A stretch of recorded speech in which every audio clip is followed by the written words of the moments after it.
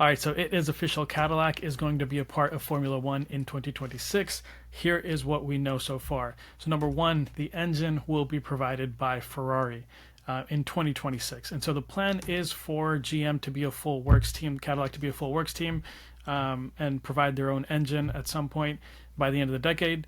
But to start with, they're going to start with a Ferrari power unit.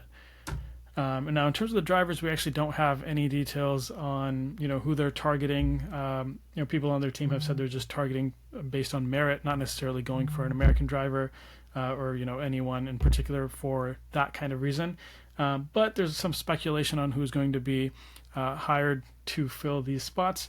And so, without further ado, number one, the clear-cut winner in this case, and what people are kind of genuinely agreed on is the first driver is going to be the GOAT, Nicholas Latifi. I'm just kidding. So Colton Herta, this is an IndyCar driver.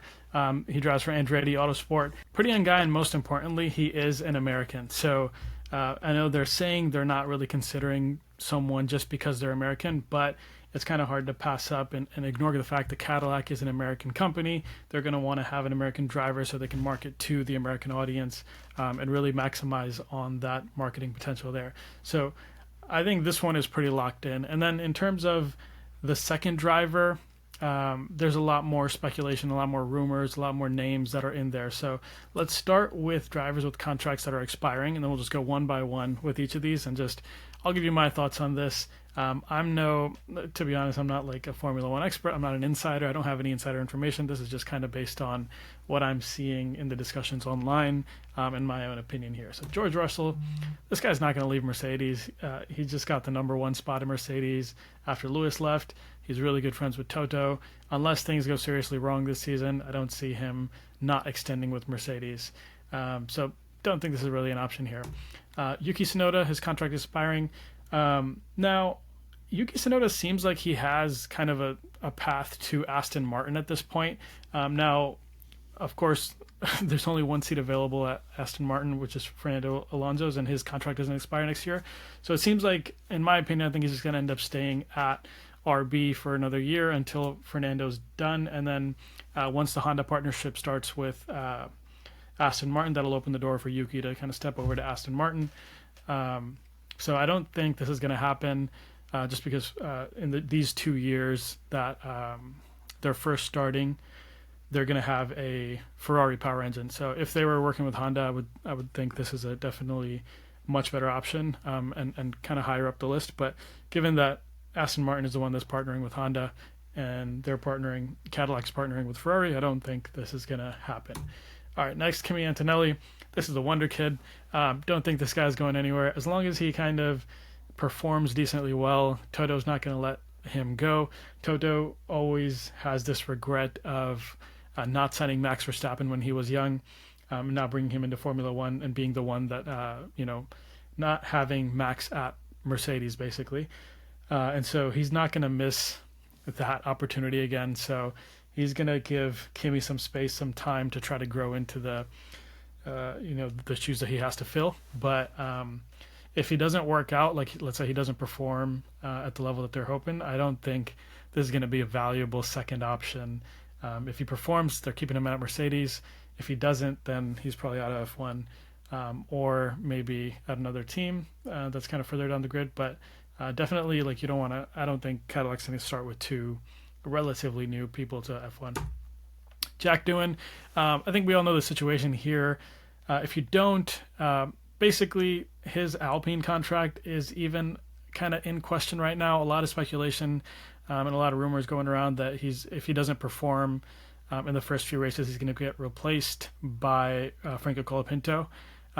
So let's see how this plays out, but don't see this being as a viable option given that even his current Alpine seat is up for grabs mid-season. So don't see this as an option, to be honest. Isaac Hadjar, another rookie here, so I don't know. If he works out, he's in the RB Red Bull family. I don't know that he has like a pathway to do this. Red Bull, if he's good, Red Bull's going to want to keep him in their car and promote him to the Liam Lawson seat. But if he doesn't do well, then like happens with a lot of these Red Bull guys, they'll just move on to the next one. And I don't think we'll see him if he doesn't perform. Liam Lawson, his contract is expiring. Same thing here. Like, if he does well enough, he might get another drive. But I don't think, if he doesn't perform in a Red Bull, I don't think Cadillac is going to be jumping at the opportunity to snap him up, right? So they want someone to partner with Colton, someone that is experienced and can win races, in my opinion. So I don't think, if Liam doesn't have a good season at Red Bull and they don't want to re-sign him, I don't think Cadillac's going to be jumping at that opportunity. And then the rumor mill, these are people that have been kind of associated with Cadillac's return. All rumors, nothing confirmed here. So let's go one by one here. Daniel Ricciardo, multiple race winner. When he was at Red Bull, he was an absolute monster. He had flashes of brilliance with his other teams too. Now, last couple seasons, he has been very inconsistent and not kind of performing at the level he was in that Red Bull when he was Max's partner. But when people ask him about this, he says he has no interest in getting back into Formula One. I don't blame him with the way that he kind of was let go and kicked out of his team.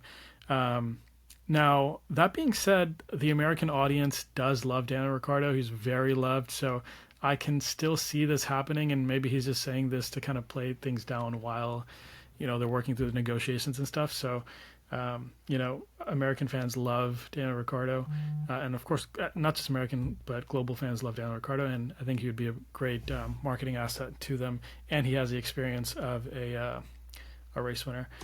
Next option is Valtteri Bottas. Personally, this is my favorite experienced driver that I think would fit really well in this role. Multiple race winner with Mercedes, and then he's also had some time with Sauber, which was not a favorable time. He saw the team kind of descend down the grid in the wrong way, and so definitely very fast, capable driver, and a perfect pairing to go with a new driver, someone that's new to Formula One. And then last, Checo. Checo is always kind of in the options to actually get signed, just because he comes with a big paycheck. We know he has big sponsors. That's why Red Bull kept him for so long, even after he was underperforming compared to Max. And so I think Checo definitely is still an option, just given that he brings with him a ton of sponsorship money.